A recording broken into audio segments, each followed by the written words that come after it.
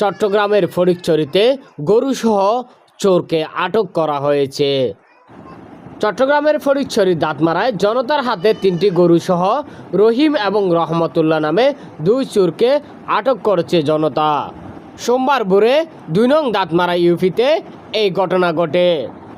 আটককৃত রহিমের বাড়ি কুমিল্লার লাকসাম উপজেলায়, পেশায় একজন ড্রাইভার। অন্যদিকে রহমতুল্লাহ 4 নং ওয়ার্ড ছোট বেতুয়ার হানজালার ছেলে বলে জানা যায়। সূত্রে জানা যায় 4 নং ওয়ার্ড ছোট বেতুয়ার আবুল কালামের 3টি গরু নিয়ে চোরচক্র পালিয়ে যাচ্ছিল।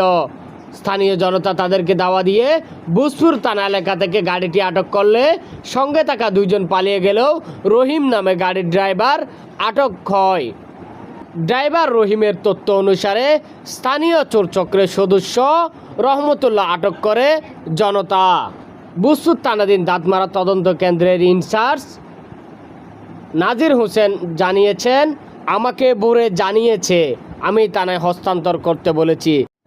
যেহেতু আমি থানার বাইরে, সেই জন্য বিষয়টি এখন আমার অবগত নয়।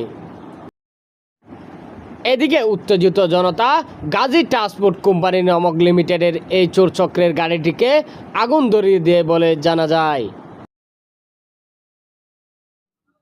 গতকালকে রাতে প্রায় অনুমানিক 2টার দিকে আমি যখন ঘরে উঠি, বাইরে দেখি আমার গরুগুলো নেই।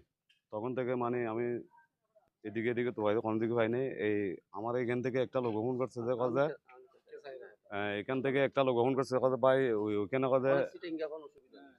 আর এটা বটল আর এখন করছে যে এই বটলের 3টা গরু গিয়ে অনর গরু নাকি 4 জন আয় দেখেছি। এখন গাড়ি সহকার সৌরজ্ঞ সহকারে আর গরু নিত গিয়ে তো এটা কিছু মানুষে চুরি বেরোসহ গাড়ি সহ আটক করছে।